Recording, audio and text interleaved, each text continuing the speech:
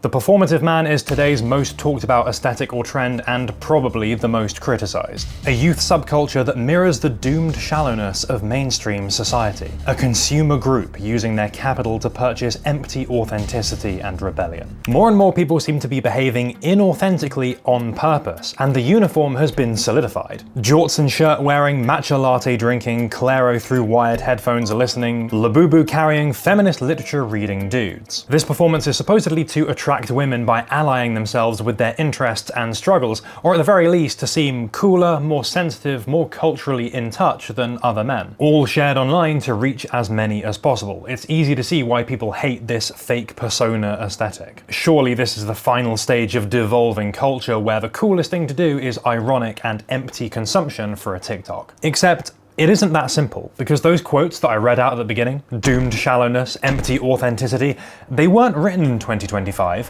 but nearly 2 decades ago. This is At the Drive-In here. Let's put on our jester costumes and analyze the performative man.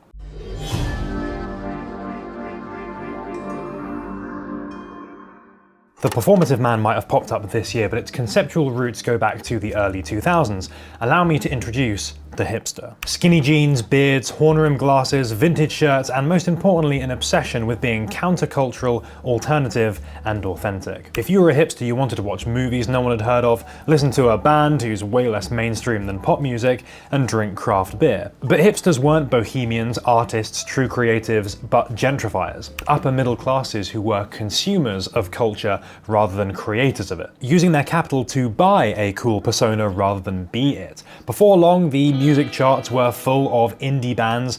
Zara, Hot Topic, Urban Outfitters sold the hipster aesthetic, and craft beer brands became multi-million-dollar conglomerates. Consuming counterculture was one of the most culturally popular things to do. So not only were hipsters performatively consuming these authentic underground things in order to seem cutting edge and on trend, but the aesthetic of non-conformity was extremely conformist. It's the hipster, of course, that these introductory quotes are based on, part of a scathing 2008 article called "Hipsters, the Dead End of Western Civilization." And as I suggested, these same ideas are being applied now. In 2025, I'm sure many Labubu haters would associate them with the shallowness of mainstream society. And everyone's sudden obsession with matcha lattes does evoke empty authenticity. But the hipster was the original performative man. Sure, at a surface level, everything appears to be different. The clothing, the drinks, the music. But the ethos of a relatively privileged group consuming things not out of genuine interest, but in an act to appear cool, attractive, countercultural is the same.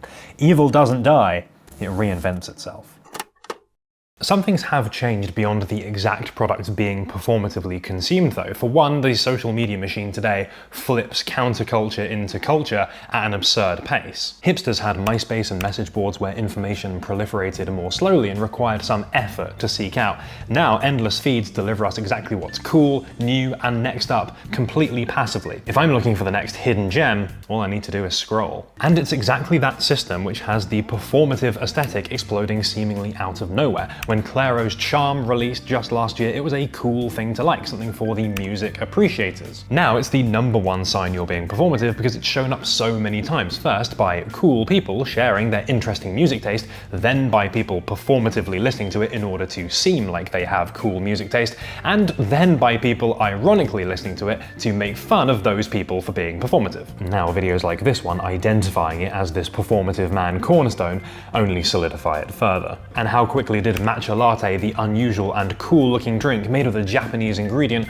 once restricted to trendy independent spots, become completely stripped of any cultural cachet by being sold in billion-dollar chains and produced with all sorts of unholy cultural fusions. By its rich and interesting Chinese and Japanese history, matcha to me is merely just a tool that I'm using to get views and clout because I'm an uncultured swine. It's been very difficult to see something that appears cool and authentic online and then adopt that yourself, because if it's shown up on your feed, millions of others probably saw it too. And despite how popular TikTok and Instagram Reels are, still feels pretty cringe to say, "Oh, I'm wearing this new shirt because I saw it on an app." It comes across like you're trying to be cool by imitating a performance with no context that you saw online a few days ago. At least hipsters had a shot at authenticity before their new and undiscovered band hit the mainstream. Modern social media has brought about one other big change from the hipster subculture, and this is the one which has brought about the most criticism of the performative man aesthetic, and that is hyperreality. This is something we've spoken about in the past, but let me give you the recap. Hyperreality is a state where there's no meaningful difference between something real and something simulated, or where the simulation is more real than reality. And social media gives us exactly this. Influencers say, "Come with me to the nearest food spot." They say, "Here's what I'm wearing today." They can gain millions of views, and we see these pieces of content again and again until we feel like everyone is wearing a particular clothing item, everyone is drinking a particular drink, without even seeing it in the real world. The more you're online, the more online trends feel real. And in 2025, people are really, really online.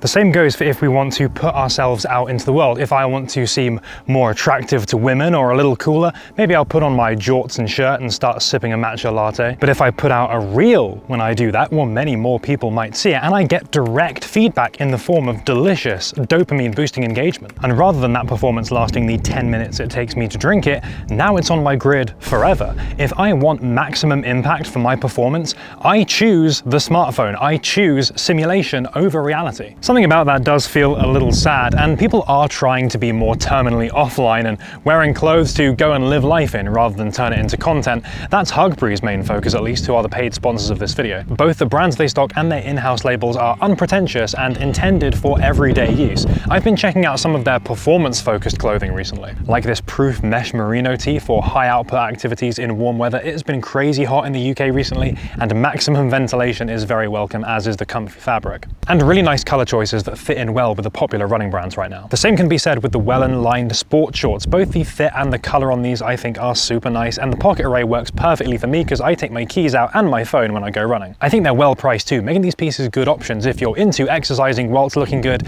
without sacrificing performance. My real standout though is this Wellen Patina Tech t-shirt in dark earth. This thing looks so good, I've been wearing it casually as well as for exercise. The dye finish, the color I think are just spot on. I'm also conscious we're heading towards autumn or fall, so I've got one more thing from Flint and Tinder because they do this lined trucker jacket. This is great for inclement weather. It is hard to go wrong with a denim jacket. You might have noticed I've picked up quite a few recently, and this is the one that really fits that Americana vibe perfectly, whilst being the best option for slightly cooler weather thanks to this nice fleece lining. They've got a new denim guide on their site, so you can easily find something with this kind of vibe, and yes, I am doing the double denim right now. I do like with Huckberry how they present themselves as a one-stop men's shop for getting out there and doing stuff IRL, with their clothing looking good, but also being a tool to empower your actual life, and that is quite refreshing in a world of social media virality. I've been working with them for a while now, and I truly do enjoy presenting them in videos and wearing the pickups from them both in content and day-to-day life. They're absolutely worth a look if these aesthetics appeal, so take a look in the description. There'll be some of my favorites linked there, and it's getting pretty windy now, so time to head back inside. And yes, we do have to go back to talking about being performative.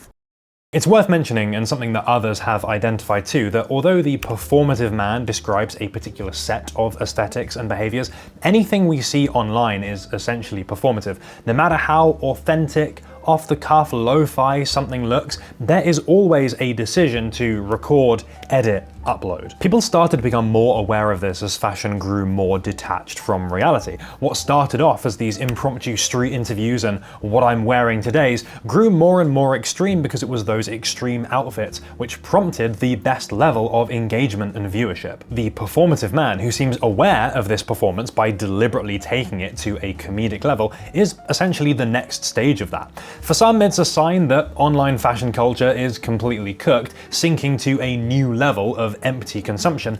I think there's a little bit more to it than that. I get it. What could be sadder than trying desperately to seem cool, countercultural by consuming products for online video content? Even though the performative man trend is to consume ironically, to say, look at how performative I'm being, they're still buying the same things at the end of the day. Ironic posting is still shit posting. Adding a Starbucks matcha latte to your fit check to seem cultured is deeply uncool and worthy of ridicule. Is it suddenly acceptable to do that same thing if we're making fun of others doing it? The presence of self-awareness and mockery is the true differentiator between the hipster and the performative male, and I believe what makes these aesthetics not hopelessly uncool, but with possibility for redemption.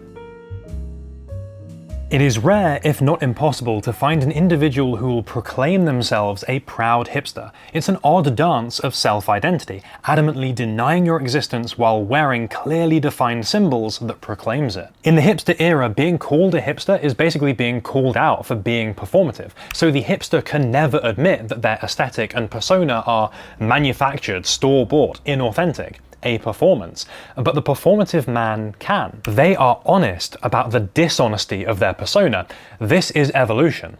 Why? Hyperreality used to be an inconvenient truth. People would put out content under the guise of authenticity, and we would watch it under the delusion that it was real. Even when it started breaking away from reality until everybody seemed to be wearing Mischief's big red boots. And consumers didn't want to say, I bought it because I saw it on TikTok, so would have to do this weird dance of pretend authenticity. I'm thinking blokecore when everyone was suddenly wearing sambas and football shirts, having never had any prior interest in football. I've been to one football game, so I'm very authentic. Now collectively we are acknowledging those things were never real. The content creator reminds us directly the actor in this video is performing. They show us that in a world where performative behavior is normalized, the most authentic thing you can do is be honest about that performance. Turn it up to 11 to remind us that it's not real. So what if we want these aesthetics for ourselves to engage in the current meta look, whether we're seeing that online or in the real world? Well, we can do something the hipster never could. Be self-aware. We can be honest that sometimes we do things to be cool or attractive or fit in, and yeah, the performative man is 2025's court jester. It's a caricature for us all to laugh at, but the existence of that caricature means we can take some of those individual elements without pretense and with less judgment. Because sure, we might be doing something performative, but we're way less performative than that guy on social media. We may also find genuine enjoyment from things that seem performative at first. I first had matcha in 2016 in Japan and thought it tasted like grass, but you might really like it. And if you can be honest that maybe your first matcha is because you've seen loads of other people do it already, then you are free to enjoy it in whatever way you want. You don't have to act like you're some cutting edge creative. You can just get it in a nice, safe, mass marketplace if you want to. And hey, if you really love it, maybe branch out from there, and then you could end up trying something relatively undiscovered and new. The popularity of the performative man is a strange, ironic way of navigating how difficult it is to find true authenticity now. Maybe being authentic about how inauthentic we are is the best we can do for now. So sorry hipsters, I'm siding with a performative man on this one.